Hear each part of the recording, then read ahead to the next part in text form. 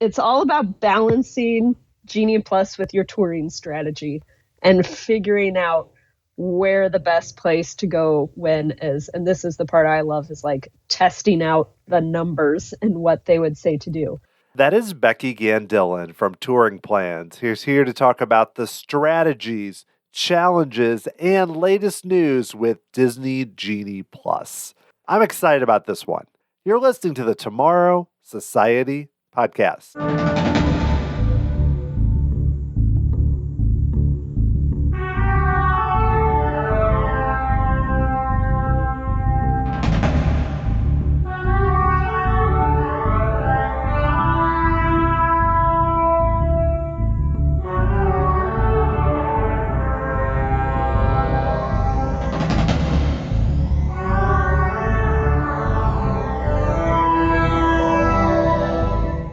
Thanks for joining me here on episode 170 of the Tomorrow Society podcast. I am your host, Dan Heaton. Hope you're all doing great out there. As you know, we recently took a trip to Walt Disney World. Actually, it was about 2 months ago. Time is really flying. And I documented all that in several Trip Report episodes. And leading into the trip, one of the toughest things for me was my studying and trying to understand the best approach to Disney Genie Plus, including the individual lightning lanes, the regular lightning lane. I just set aside Disney Genie. I didn't really think that was going to help much, but there was a lot of learning about the differences between that and FastPass Plus, how I was going to get up early before 7 a.m., what I wanted to choose first, how to navigate the app, so much to it.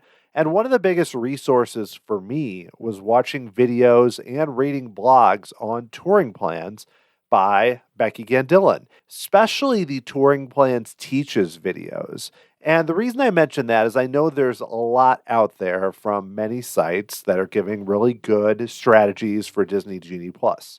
What I felt like the differences were with Becky is that she's using a lot of the data that is captured by Touring Plans. That's one thing they've always done well. And I promise this is not an ad for Touring Plans. They've always done a very good job of pulling together lots of data about lines and crowds and touring strategies. And I think Disney Genie Plus, it's almost like we have to start over, and you can use some of the strategies from the past, but it's very different. And Becky's videos, even if you know a lot about the service, I feel like are very helpful, to the point, and straightforward. So that's why I thought it would be interesting to talk to her, because I feel like I have a lot of questions. Even after doing the experience, I was curious to get her thoughts about how things work at each park. And then also, too, Disney has announced some changes very recently, including no longer allowing you to buy it in advance with your tickets at Walt Disney World, which is what I did. And we also have things like Remy's now becoming part of Disney Genie Plus, which was not the case before because Guardians now has opened. So there's a lot of moving parts to it where I feel like even what Becky and I talk about here is probably not going to be the case exactly in a few months. But I do feel like a lot of the things we talked about are going to apply regardless of what Disney does, barring any complete tear down and build up that Disney might do at some point.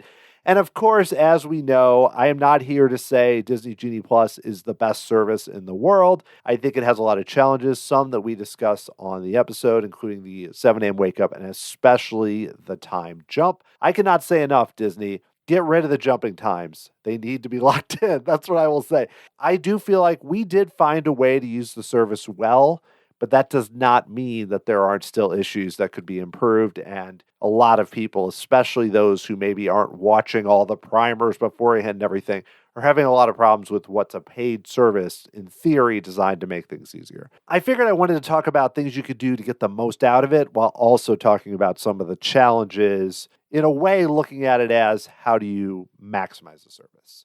So that's what we try to do in this episode. And we also learned a little bit about Becky at the end, because I think she does a great job at touring plans. Before we get to it, I did want to give a shout out to my latest member of the Tomorrow Society through Patreon, Ben Dodson. Ben, thank you so much for becoming a member of the Tomorrow Society. If you are interested in helping to support the show and getting access to some really cool perks, you can do so by going to patreon.com/tomorrowsociety. Check it out. I do extra monthly shows, couple cool things we send to you, bonus episodes. There's a lot of fun things, and it makes a big difference in helping out the show. So I'm glad that I got a chance to talk to Becky. This was a lot of fun. I hope you enjoy it, and I'd love to hear what you think of the show. Feel free to shoot me an email, dan@tomorrowsociety.com. It's always great to hear from you. Let's get right to it. Here is Becky Gandillon.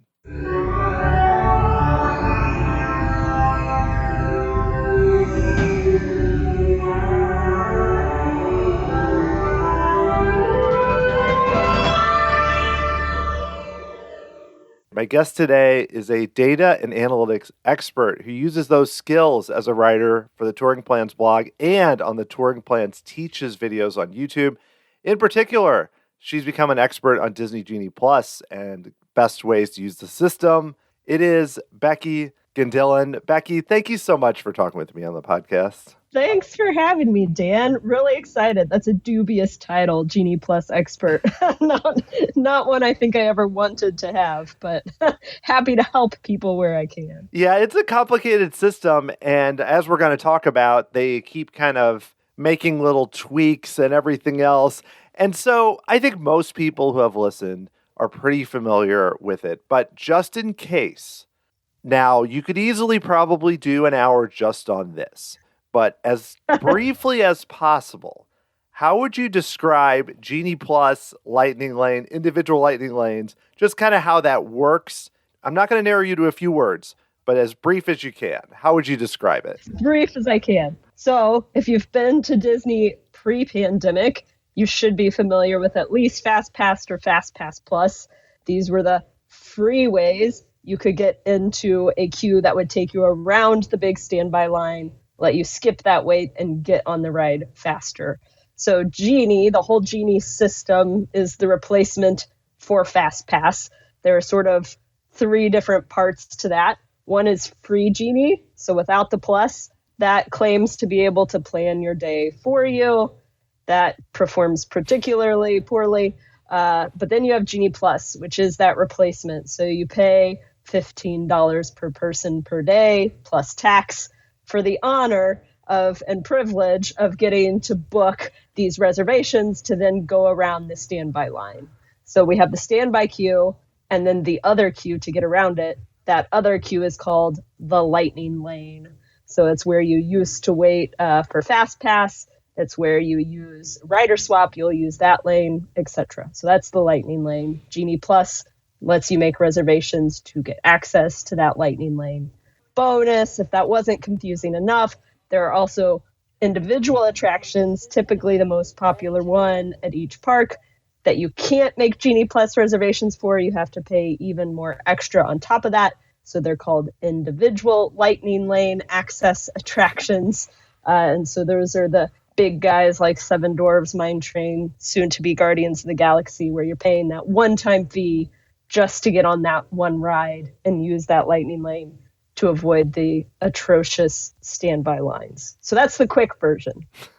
That was good. You know, I promise I didn't have you on just to see if you could do it and time you or something. That was good. Well, I visited recently during spring break, and we used Genie Plus. We went 4 days, one at each park, and it did help a lot, I will say. So on a positive side, because there are challenges too, but I mean, you've done a lot of research on this, and I know it can vary. But if someone, like on a busy day like that, I mean, what is the kind of level of time savings you might get if you use it effectively? It varies by park, and it varies by sort of your touring style. So I like to quote, like, maximum time savings. If you know the tips and tricks, you're staying there all day, so it doesn't really matter what times you get. I have those numbers for each park. The best park on those high crowd level days is Magic Kingdom. You can typically save at least 3 hours compared to standby at the Magic Kingdom on a high crowd level day. You actually get better time savings on a medium crowd level day, and that's because so many people are purchasing Genie Plus that they use up those reservations really quickly. They run out, and so you can't take as much advantage. So on that medium crowd level day, you can actually save about 4 hours at Magic Kingdom. So that's like my cherry-picked best use case for Genie Plus, medium crowd level days at Magic Kingdom. Hollywood Studios sees the same problem where increased crowds equals less reservation availability. So on a high crowd level day at Hollywood Studios, you're probably saving about less than 2 hours. And that's getting 2 or 3 reservations for the big headliners and being able to use those. Animal Kingdom is pretty similar to Hollywood Studios on those high crowd level days. You're saving about 2 hours. And Epcot performs really poorly at low and medium crowd level days, but on high crowd level days, it falls into that 2-hour range too. So if you're going like during spring break, holidays, expect to save about 2 hours compared to standby at every park other than Magic Kingdom. Yeah, and I think we ran into that too, where with Magic Kingdom, we didn't save as much because you did a few, and then it was like, I guess I'll take this ride that I don't want as much or whatever as it went along. And same with Hollywood Studios, where Epcot, I felt like I did a lot because it was high crowds. So It was weird. It was like flipped from what you might think are the most valuable or least, but each time I think it was a few hours. But like you said in your videos, the variety from low to high crowds is crazy. It's so different. It makes a huge difference. All that supply and demand, and that's why Disney keeps tinkering with it, adding, removing attractions, figuring out what they can do to try to fix some of those supply issues that currently exist. Well, speaking of one of the changes, again, I'm going to say what day we're recording this, just so it's clear to everyone if more changes have happened in the future. Today is May 24th. And so you're going to be hearing this a little bit later. But recently, Disney announced a change that surprised me, actually, though it makes sense, which was what we did, actually, which is to buy tickets with Genie Plus in it. And I know you could also do that as a package. There's different ways to do it, which I found for me, then I treated it like an add-on to a ticket. I didn't think of it as, I didn't want every day to have to go, okay, do I need it or do I not need it? And then also be up at a late time. So I'm curious for you. I know you haven't been able to do all the research and reporting because it's so new, but I mean, from what you know, like, how do we explain this update? And also, too, I mean, what could this change a lot how Genie Plus works?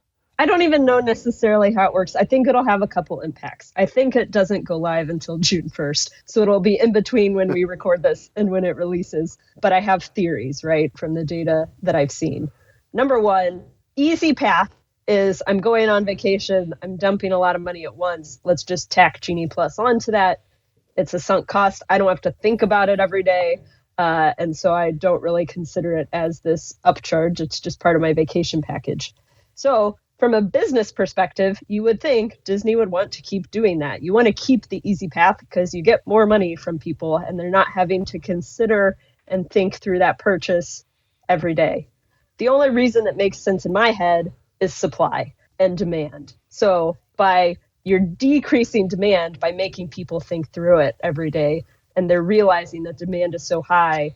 In order for people to be satisfied with their purchase, they need to decrease that demand significantly because they've sort of tapped the supply. They can't add much more to Genie Plus unless they start getting into nighttime spectaculars and whatever else the case may be. So I think that's a big deal. Impact I think it'll have. The supply of reservations should go up. It should also make that 7 a.m. scramble a little easier for anyone that has purchased it the night before or has gotten up a little earlier.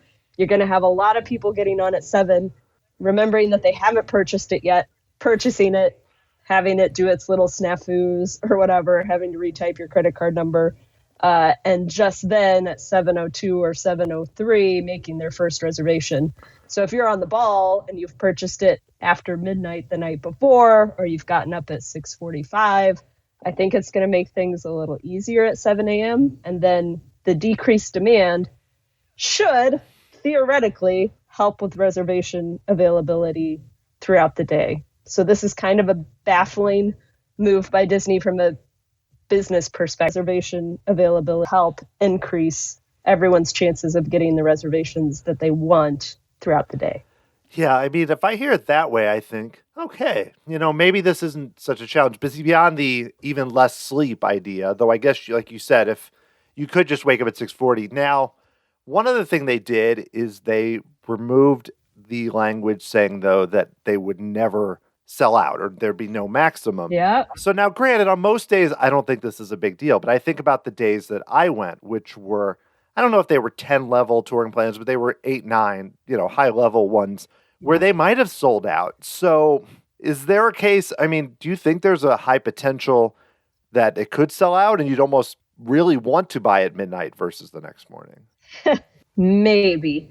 Yeah. Since we've never seen them sell out before, we'll see. Yes, they did remove that language, so I guess now it's a possibility, which is the exact opposite. Actually, back in October when it debuted, they specifically called out it would never sell out. Like, you will be able to purchase it even if there's no reservations left for the whole day. We're still going to take your money. So behind the scenes, there are obviously many guest complaints happening related to Genie Plus. That's why they had to add the language about you might only make 2 or 3 reservations in a day, try to lower those expectations. And I believe that's also why they're starting to try to limit things and make sure that those complaints go lower so that eventually they're not kicking themselves in the behind for lower guest satisfaction that then decreases demand in the future. But we'll see. Proof is in the pudding. Right. Well, we could be talking again or revisiting this in August or something, and they're like, okay, now we're going to, I hope they don't do this, but now we're going to double the price or something, like kind of like Disneyland annual passes, where they don't know, they can't figure out how to get people not to buy it, essentially, or something. Yep. Yeah, my expectation, they could double the price, especially on a lot of the individual lightning lanes. Disneyland tinkers with those prices a lot more than Disney World does. They've kept pretty steady other than weekday, weekend variations. I could see in the future, and I'm like, hopefully no one from Disney's listening to this, something like a paid express pass. So you have Genie Plus where you make the reservations, but then you have the even more expensive option if you don't want to deal with all that hassle. You just get to use all the lightning lanes, right? I think going down this path paves that road for them to eventually offer something like that, which we've seen sort of in Disneyland Paris. They've been trying something along those lines. That's interesting. I hadn't thought about that, because then if you cap it, essentially, you have a certain number of express lanes, if we want, express passes, flash trips, whatever, a lot of the other ones that parks use. And then you have a certain number of Genie Pluses, and then you do, interesting. I don't know if I like it, but I don't either. The balance from a business perspective, if I was Disney, right, is you don't want to cut your market for VIP tours. And a lot of the draw for VIP tours is it's essentially an express pass with a tour guide and other benefits. So you've got to thread that needle between VIP tours and Genie Plus if you want to offer something in the middle. But I wouldn't be shocked if it came eventually. Yeah. Ugh. Well, one other change they made, which I actually appreciated, is when they moved, this was not a new change, this was a little further back, but they moved to just having one individual lightning lane per park during high demand time, which actually high demand for them was like February to August, which is like most times. And we're not sure what they're going to do after that. But for me personally, that made it a lot easier to go and say, okay, I can buy one attraction at each park.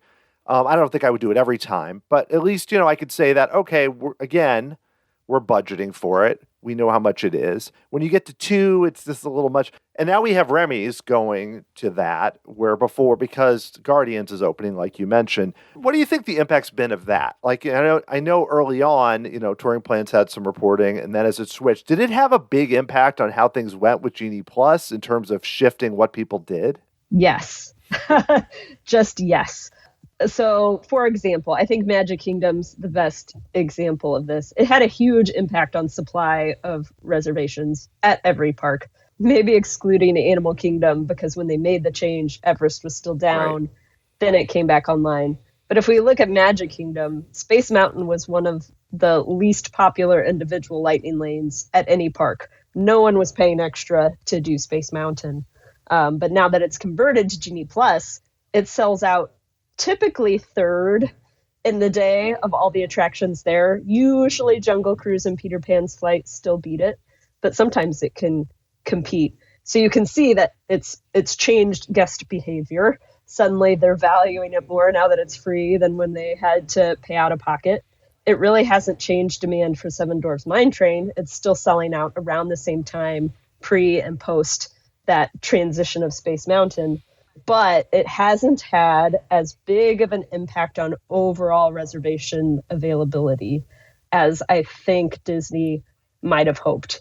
So instead of people buying individual Lightning Lanes for Space Mountain, they're using Genie Plus for it, but there's still only a certain number of Genie Plus reservations for Space Mountain. And given the super high demand for all Genie Plus reservations, it hasn't made an appreciable difference in when other attractions sell out in the day. So I was hoping, as a statistician, that pre-Space Mountain converting, Jungle Cruise sold out on average at 11 a.m. Post-Space Mountain converting, you would hope that that would move later in the day because there's more supply, but it does make those rides more popular. So Frozen Ever After converted.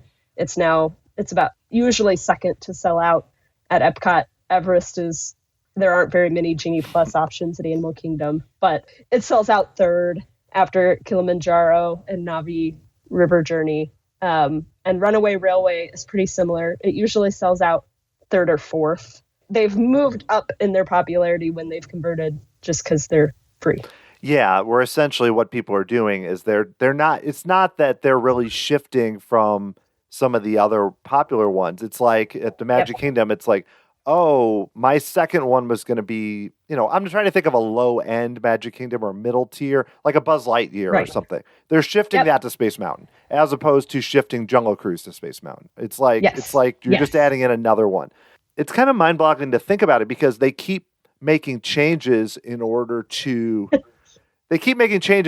try to fix it, but really, I don't know if there's a way. So now we're going to get into the Genie Plus challenges. And I'm sure you're aware, usually, I know you are presenting things to help things work better. But, so I went, and like I said, we actually did a lot. We did more than the 2 or 3 per day, except for the Animal Kingdom when there's only like 3 choices. But one of the issues I had was the waking up at 7 a.m., the 7 a.m. scramble. And this is very common. That's what a lot of people talk about. So, and it took me, by the 4th day, I was like on it, where I felt like I was quick and I got what I wanted. And it was like, but the first day was kind of like oh my gosh. So if someone was like me and hadn't really done it much, what are some tips that you might give? We can't get around currently the 7 a.m. that makes that move faster so they actually can do what they want at that time. Yeah, I would say watch some videos of people doing it. You can't really practice unless you've bought Genie Plus previously, but if you see sort of the number of screens you have to click through before it actually confirms your reservation, you'll see sort of how quickly you need to move so that reservation time doesn't get kicked out further in the future. This is one of my major problems with Genie Plus. When you click on something like from the tip board in the app and it says return times now 9 a.m. to 10 a.m., clicking on that doesn't reserve it for you. It doesn't even get put on hold. So as you're clicking on that and going through the subsequent screens, like picking your party, whatever else you have to do, other people are actually finishing the process and taking those times from you. And so especially at 7 a.m., those times jump out ridiculously fast. And so you can be surprised if you're moving slow that it jumps out 3-4 hours in the future and now your plans are all shot. So the first one is always like, at least have an idea of what the process should look like and know when you've actually confirmed your reservation so that you don't just get stuck. My other tip, so the one part of Genie, the free day planning version that works well to enable this to move faster, is to pick your attractions that are high on your personal list. Because when you do that, it moves them to the top of the tip board. And so the tip board, you have to refresh manually, you have to scroll through, and it defaults to alphabetical. But if you pick your top 1 or 2 before 7 a.m., it sticks them to the top of that list. So then I don't have to be scrolling through at 7 a.m. all the way down to Slinky Dog Dash and then rapidly trying to click through my screens. It's there at the top. I can do my rapid clicking that I've studied, and then I can hopefully get something that will actually work. The one other tip I have here is that for many attractions, and actually Slinky Dog is a notable exception to this because it only happens rarely for Slinky, is that at about 7:17, which is an awkward time. Why 7:17? I don't know. We typically see supply get refreshed. And so we see reservations for a lot of attractions get added. And so those times scoot back earlier. So what I suggest to people is if you go through the 7 a.m. rush and you get stuck with something that bumped out that you weren't expecting, check back at 7:17. You can cancel and rebook because at 7:17, they don't book out as quickly because people don't know about that trick. So if you see something at 7:17, it probably won't move out as far into the future. So if it's better, then at that point you can cancel and rebook to get it earlier. That works for most things, but usually not Slinky Dog Dash. Yeah, that happened to me where the system got stuck and I missed Flight of Passage, which I was buying. And then I was ready to go back to sleep. I was like, I give up. And then at 7:15, I checked again and it was available for noon. And I was like, really?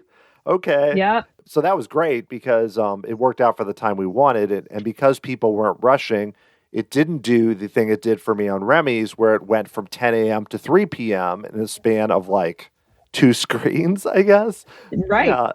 So that's my biggest issue with it, really, is the time jump. Because 7 a.m. is frustrating, but I can wake up. It's not a big deal. But the time jump thing is just, I think I found that, I'm sure you've run into this, that you can tell someone, I had heard from you and others that the times jumped, but until you deal with it in real time, you don't realize how quick. You're talking a hesitation of, hey, does this time look okay? Bam, it's 4 hours later. You just cannot hesitate. Yeah. I don't know if you agree with that. It's just very tough. It's super frustrating. And unfortunately, there's no real good hack around it. It really is just moving as fast as you can and hoping your phone refreshes and your connection is playing nice because that's what you've got to work with. Yeah. Well, let's dive into each park a little bit. You've kind of referenced examples from the parks already, but I'm curious. I have kind of different questions at each one. So starting with Epcot, sadly, I'm going in the order where I went to the parks on the trip. So I promise I did not bring you in to talk about my trip. It's already happened. This is just an example. Happy to do that too, but yeah. All right. So we mentioned Guardians of the Galaxy Cosmic Rewind. So that is that will have already, when this come out, and it's already, I feel like everyone I know has already written it, even as of now with all the previews, but it's being added as an individual lightning lane, virtual queue, and then Remy's is moving to Genie Plus. Overall, we talked a little about Remy's, but how much impact do you think this is going to have on Epcot? Because to me, if I was prioritizing, I would still choose Test Track first because I've ridden Remy's now. But do you think it's going to really, where's that going to fall? Where's Remy's going to fit in, do you think, into the mix as everyone rushes, of course, to get Cosmic Rewind? Yeah, you're beating me to my blog post update on this one. But thankfully, I've pulled the data for it already. I think this is going to come down to preference, really, because the math says there's a clear winner. The math says if you use Genie Plus at Remy, you will likely save more than an hour of standby wait. That's based on actual timed waits we have from when it's individual lightning lane. I think it can only go up from there because you're going to have more demand for Genie Plus than you would individual lightning lane. That means more people are using that lightning lane, which means standby goes even slower, which means you get higher time savings. So that's the clear winner because on average at Frozen Ever After, it comes in second place for time savings at Epcot. You're saving about 48 minutes. Not too shabby. But at Test Track, you're saving an average of 30. Again, not terrible. But there are a lot of people that really want to ride Test Track that don't really care too much about Frozen or Remy, right? They're totally different sort of park visiting populations. So to them, it might not matter that they could save an hour at Remy because they weren't going to ride Remy anyway. So they're still going to book Test Track. And we see this even without Remy in the mix. Test Track still sells out earlier than Frozen does, even though Frozen should have better time savings. So I will be interested to see. Theoretically, Remy should be the first priority, just if all you care about is time savings. That being said, it's really easy to rope drop Remy from International Gateway, especially if you can get there in the morning, and then make your way to Frozen Ever After and save that first Genie Plus reservation for Test Track. So my family's going at the end of July. And if we purchase Genie Plus, that's going to be our strategy, is to rope drop Remy and still use Test Track. So I fully expect Test Track to still have the most demand and to sell out first. But I think Remy might start taking demand away from Frozen as that next best option at Epcot. It's interesting because, I think of it as, I was kind of thinking of it opposite. Well, like once Remy's is not the hot new thing, then maybe its standby weights will go down. And they might a little because of right. Genie Plus. But in a way, like you said, it's kind of like the Space Mountain idea where it's like getting it out of the individual lightning lane might make it more, I'm not saying the lines will be longer, but it might be very valuable that some people wouldn't have bought it, especially after maybe they rode it once. They might not have bought it, but now they're like, sure, I'll do a Genie Plus. So now it's all backwards. And also it's weird to me too that Test Track, while you don't save as much, still sells out first. So then it's like, is the smart math move to not choose right. it and just go, like everyone goes one way and you go the other way in a way. Yep. Yeah.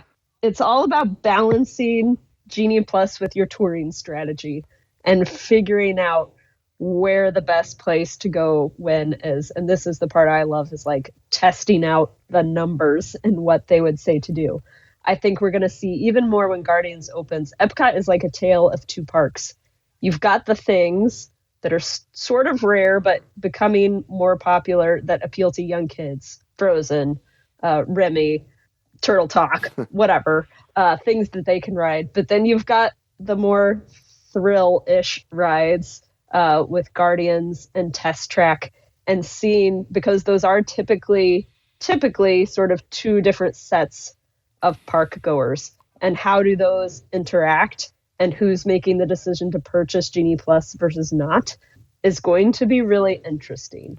So I don't know that I have good predictions for what guest behavior is going to look like, but I'm going to be crunching the data as soon as it opens. Yeah, that's the one too where you have a lot of other attractions you can almost get immediately, the Genie Plus, yep. which benefited us on a busy day, but on a lot of days, like you said, it may not be needed as much. But on ours, when Living with the Land was 45 minutes, I was like, oh, yes, I will take that right now and pass all of the people. Right. But I don't think that's the case all the time, right? A lot of times when it's 5 or 10 minutes, it's not even worth choosing. Agree. And typically, so it's interesting, because up till this point, Epcot has been my bottom, like the park I will not recommend Genie Plus for. Even at Animal Kingdom, you can save a little more time. I think the introduction of Remy changes that significantly, because now the balance shifts and there's enough that are going to save you enough time, and the park's going to be crowded enough because Guardians is there now, that I think it'll start making an appreciable difference. Cool. Well, speaking of the Animal Kingdom, like I mentioned, we kind of did a short day there, just given, we were up late the 2 days around it. But still, I still found it was helpful. But really, all we used Genie Plus for is we used it for Navi River Journey, Everest, or not Everest, it was closed, sorry. Navi River Journey, Kilimanjaro Safaris, and Dinosaur. And that was really it. And so now you mentioned Everest being back and it kind of being third. Like, so is the priority then whichever you prefer of the Safari and Navi River Journey? Because we did Navi River Journey, but then I got Safari 2 hours later because the park opened at like 7:30 in the morning at the time we went. So that worked out great for us, but I don't know if others, probably going to vary, I think. Yes, I think it does vary. I think it's very much, the time savings are almost equal most of the time. So it's either preference or which you will be least annoyed waiting a long time for. Yes. So for me, if I had to wait an hour for Navi River Journey, I'm going to be pretty upset about it. If I had to wait an hour for the Safari, I'm still angry that I have to wait an hour, but I'll be okay with it. I value that attraction more. So I would probably make Navi River Journey my first Genie Plus priority, because I know I don't want to wait standby for it, but my kids will want to ride it. So it's like the least evil, I guess, choice. But I typically suggest make one and rope drop the other, and then make that your touring strategy. And then Everest is always third. Poor Everest doesn't get as much love as it deserves. Single rider It'll be line. Interesting to see during the summer as things heat up if Cali River Rapids gets more popular and demand goes up for that one, and time savings as well. So I'll be interested to see if that overtakes Everest or what happens there. But right now it's very clearly pick Safari or Navi River Journey, and then Everest after you get those two out of the way. Yeah, it's weird how Genie Plus kind of spotlights how few. It's not. I love Animal Kingdom. It's a gorgeous park, but how Me few too. long line attractions there are, especially when you pull Flight of Right. Passage out of it. You kind of look Yep. because even Cali River, it was really hot when we were there in March, and I wanted to ride it, and it was an hour, and Genie Plus was gone, and I was like, no, I'm not waiting an hour. No. So, Right. No, thank you. But that's the beauty of Animal Kingdom, right? It doesn't have all the long line attractions. It has the Gorilla Track and Maharaja Jungle and all of those things. That's why I personally love Animal Kingdom. But yeah, it's not really hard to make a case for Genie Plus at Animal Kingdom for that reason. You don't need it for shows. So it can be a more relaxed day. Yes. All right. Magic Kingdom, we've talked about a few times already, and I am still stunned. I like Jungle Cruise. You know, the new additions are fun, but you mentioned it earlier, so I think I know the answer. But is that still, especially for me, Peter Pan, I like it, but I don't have to ride it every time. Is that the definite 7 a.m. pick still, even with, like you said, Space Mountain being added and everything else? Yes, with a qualification, right?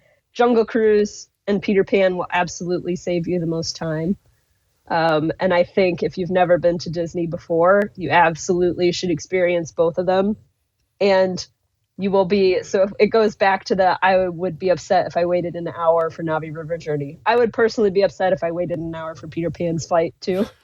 I think that length of a wait sets your expectations too high for the attraction that it is, even though it's great. And so I would typically book Peter Pan's flight first, just because unless you can rope drop it, it's an excellent rope drop attraction if you have early entry. But I'd rather wait a short amount for that short attraction than to wait a short amount for the longer Jungle Cruise attraction. I'm okay with sitting in standby if I have to.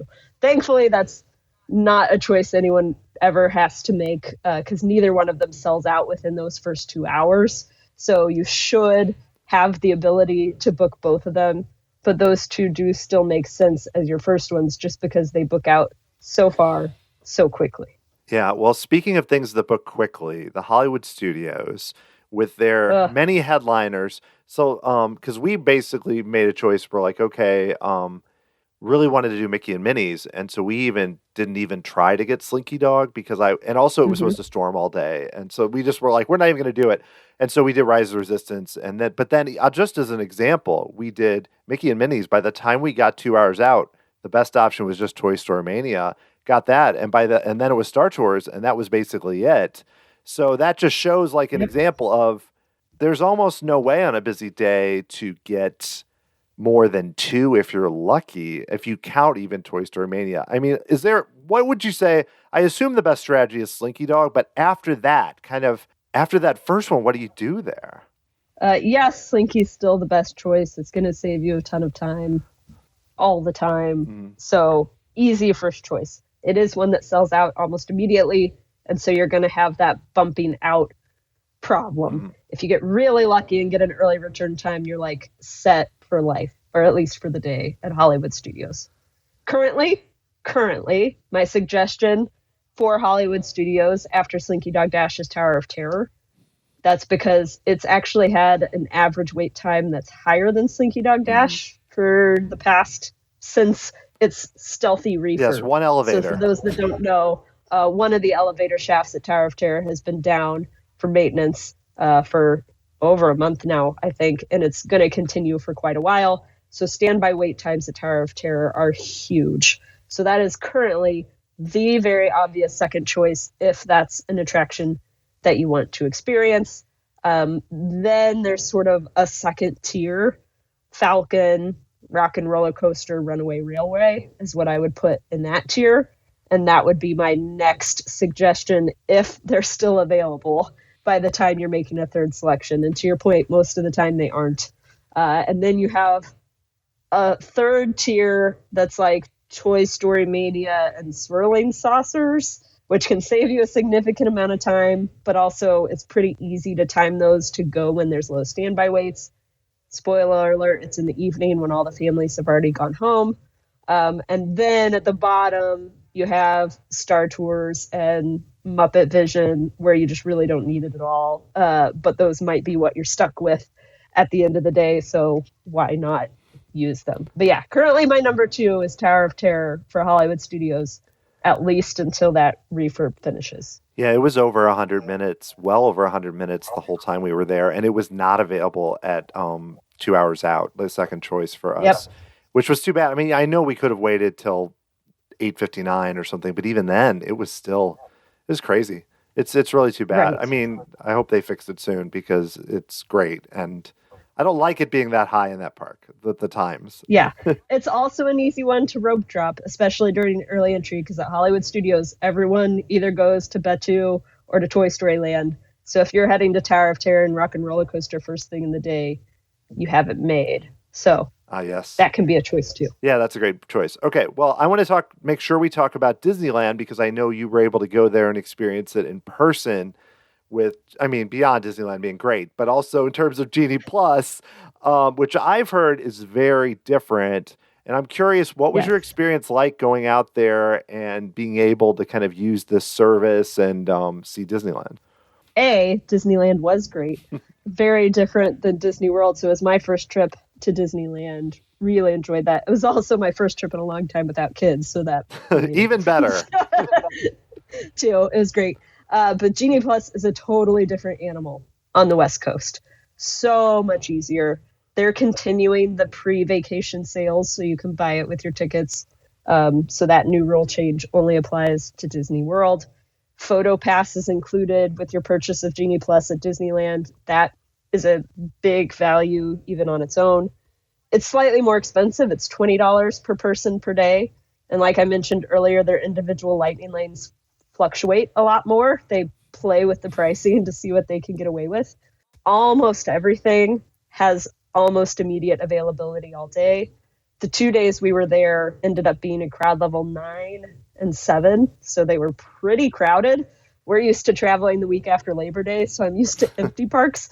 So that was a totally different experience. And even still, almost everything had close to immediate availability all throughout the day, other than those major headliners. So that made it incredibly easy to use. You don't have to wake up at 7 a.m. In fact, you can't make your first reservation until after you tap into the park. So that was more user-friendly. And because they open the gates slightly before park opening, you can get in there and your 2 hours starts whenever you make your first reservation. So interestingly, on the first day, we tapped into the park about 30 minutes before park opening, and we started at Disneyland that day. And I knew I didn't want a reservation in the first hour because it's a ghost town in the first hour. I wanted to be using standby lines.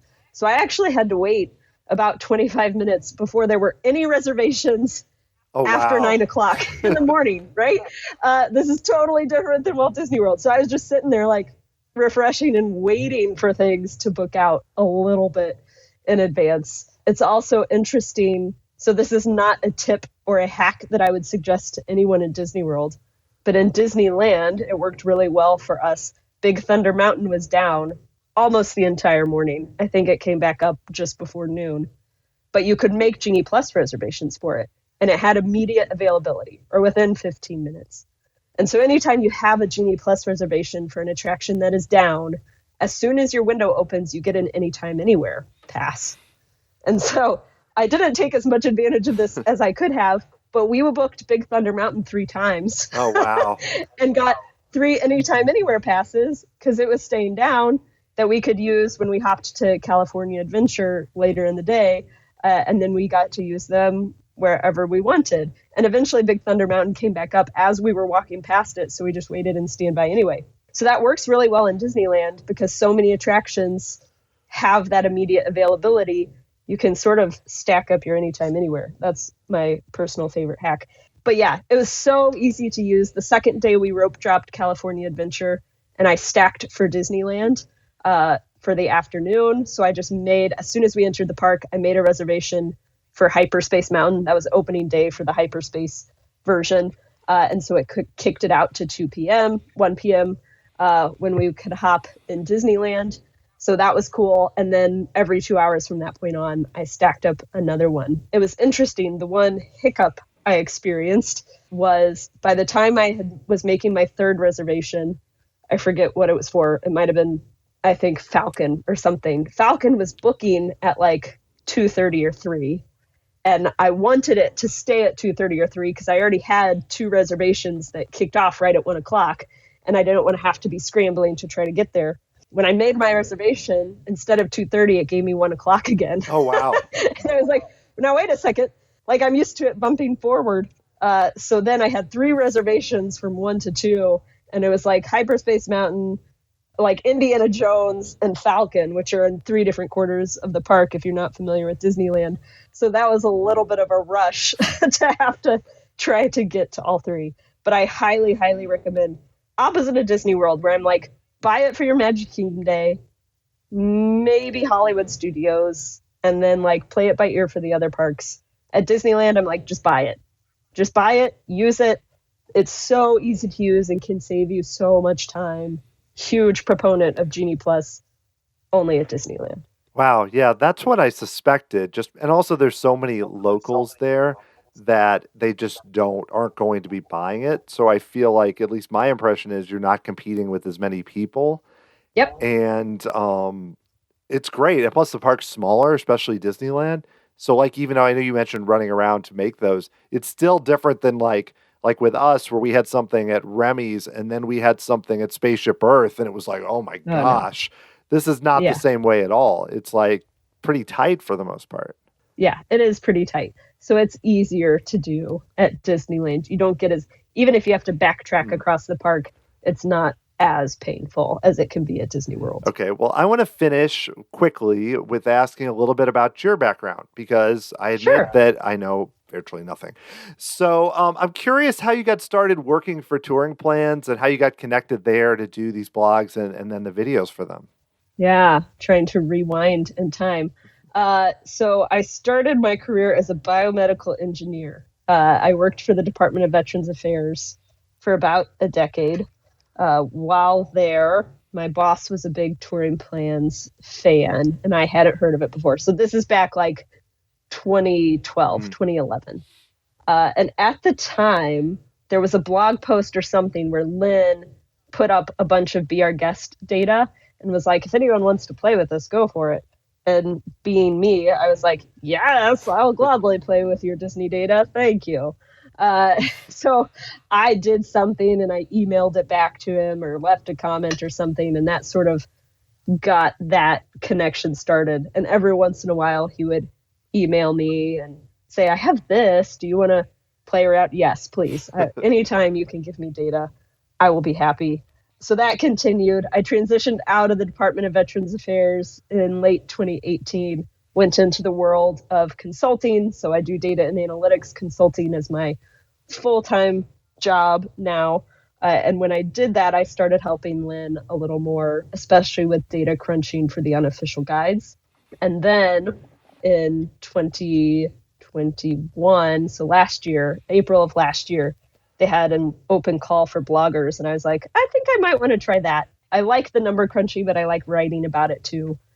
And so I put my name in the hat and they said, yes, please. So that's when I started doing the blogging thing on top of the just crunching the numbers thing, and really got more involved. The YouTube thing came about just as a little bit of a passion project for myself. Obviously, I do a lot of virtual meetings. I present at conferences, sometimes virtually. I thought talking about this, especially about Genie Plus, is probably a much easier way to get the information across than writing about it and having people slog through all of that. And my husband's actually a video editor when he's not stay-at-home dadding. So I was like, we'll give this a try. So that led to the YouTube side of things, which is a totally new and fun adventure for me. But I've been a Disney fan all my life, been to the parks more times than I can count. So it was just a natural fit when the worlds of Disney and Data collided like they do at Touring Plans. That's the place for me.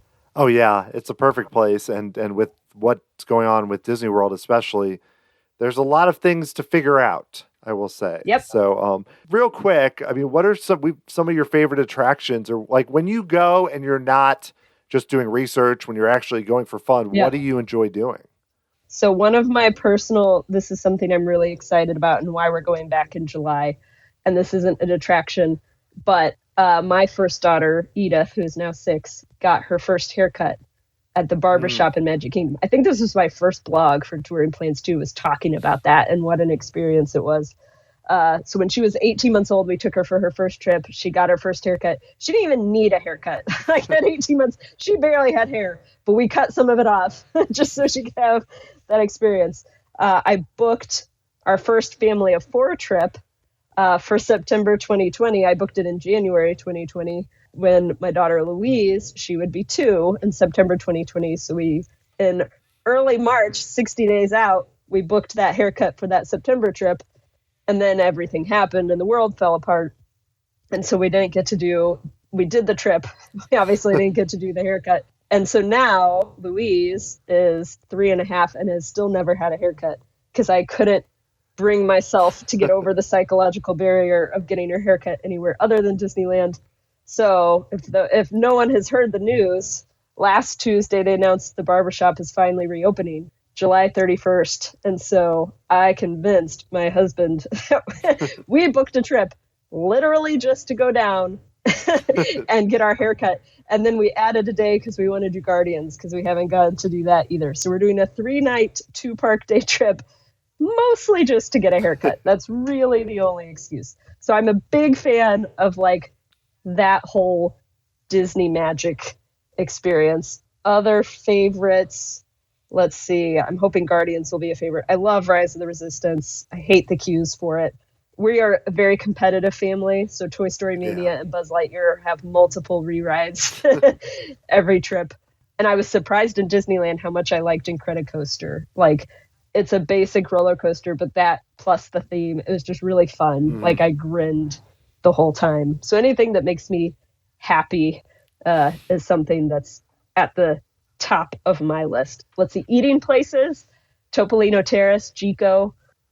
Counter service. I don't know. I'd have to figure that out, I guess. But I have fancy tastes when it comes to food, which is a problem with Disney expensive prices.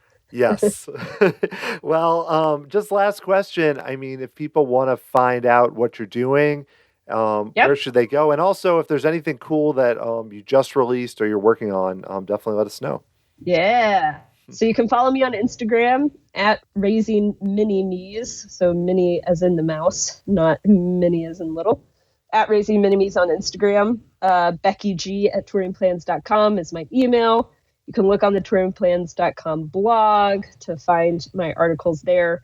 Things that are coming out. We've had a total lack of in-park testing for quite a few months for multiple reasons.